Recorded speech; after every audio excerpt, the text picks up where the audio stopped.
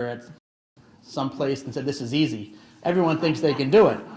But you ask anyone today that they can do it. So no, he started this with not knowing one thing about it. He was actually working in handbags and girls' like hosiery and clothing. So that's what he knew. And he did this with the other partner, not knowing, and they did well. They brought me in 1990. After I got out of school, I decided to join them. I did take some classes in school, but really not thinking that I was going to use it at the restaurant. And honestly, just learn it as you go.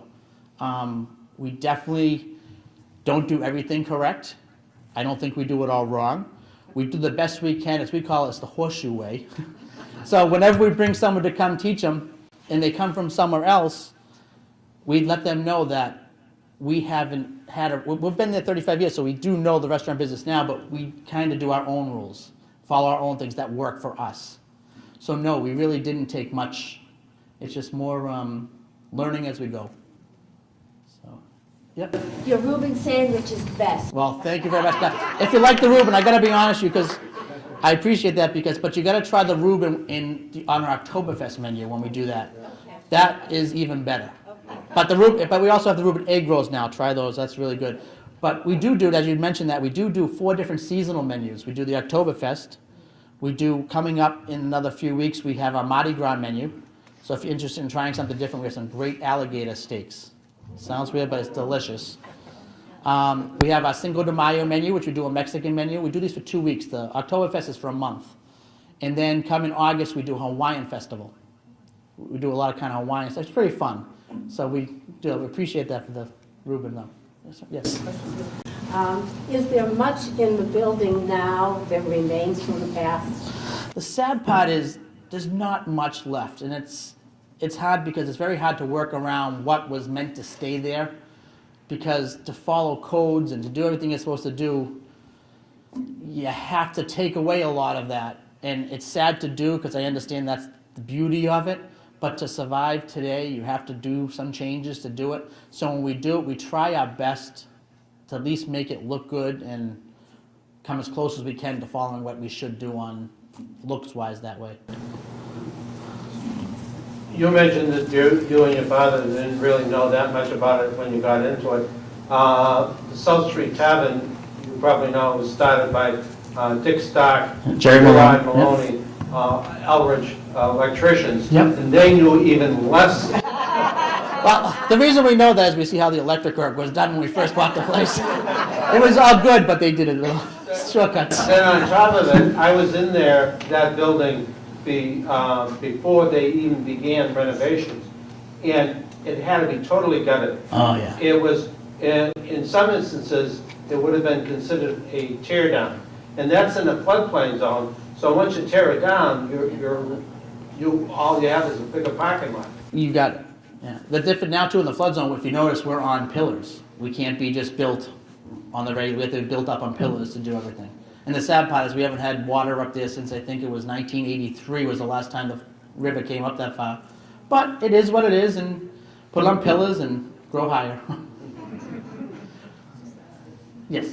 Just don't change the hamburgers. No, thank you. The hamburgers are great. To go with the hamburgers, we have the hamburgers, which we think are fabulous, but we are adding a new, different kind of burger now. We just started on special the last few weeks. We're doing a short rib burger.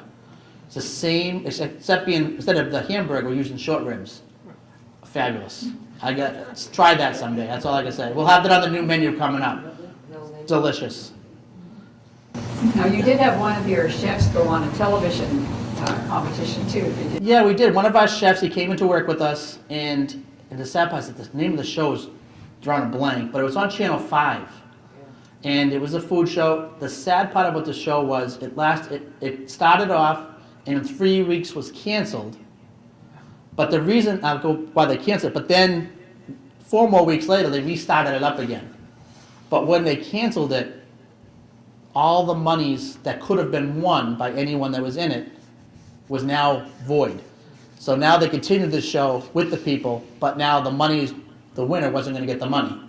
But my chef ended up coming after knocking apart the whole entire kitchen of the show, which was great. But he did a great job. He ended up coming in third, but did a really good job. It was nice. It was good. So now he's off now in his own place out in, I think West Boylston or out that way somewhere. So that was a fun show. That brought a lot of people into it, just the awe of watching it on TV. I didn't hear you mention, why is it the Horseshoe Pub? Is it because the horses that you Well, finally had? yeah, but the name came up because that's one thing they're trying to think of is the Horseshoe Pub came up with being, he owned a few horses back at the time with them, and that's what they started the whole thing off. So they went with the Horseshoe Pub and just kept the name. Now it's hard to change because everyone knows it. Many times we thought of changing it because when I first started, it was, like I said, it was more the nightclub and drinking.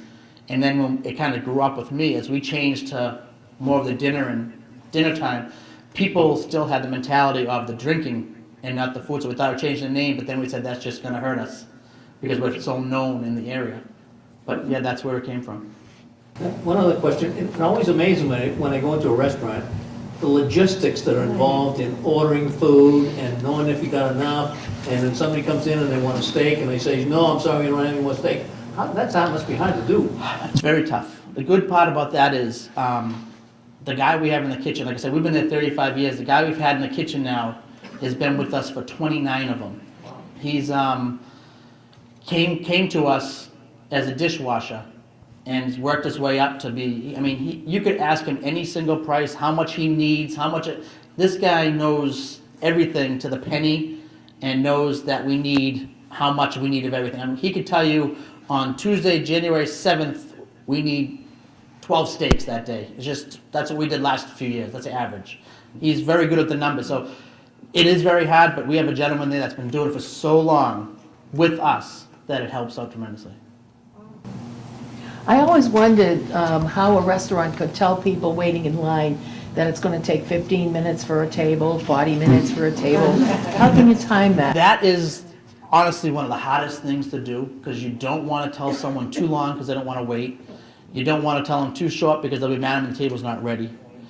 Honest answer is you never really do know. I'm going to be honest. We do have 200, like I said, a lot of seats. So we do know tables are going to turn quicker when there is a wait. But that is the hardest thing to do, and it usually goes by 15-minute increments.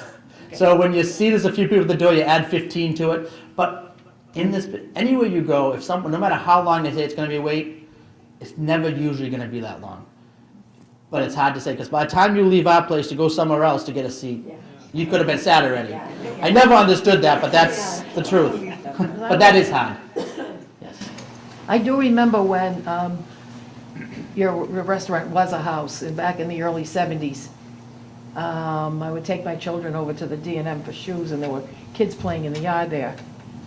See, I'd love to hear more of those stories. I think that's great. I mean, I wish it's hard to find that out there of all the different people that live there. And I don't know who they were, but I just recall seeing little children playing in the yard. because I do know most of the people that I have known that were there had a lot of kids.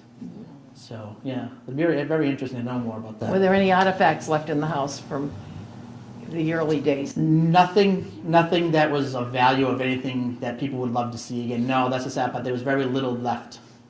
It was, nothing really there. Everything upstairs was just, especially in the upstairs, was all just wood that was falling off and broken pieces of stuff. Nothing of value or something that people love to see and save.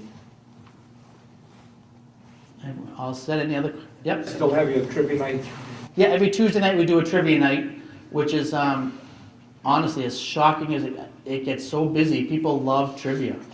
We do that from 8 to 10 every Tuesday night, and it's amazing how many people love to do that. And it's fun because you come down and try this on Tuesday night. Get there early for a table. For a while, you were having a breakfast on Sunday morning.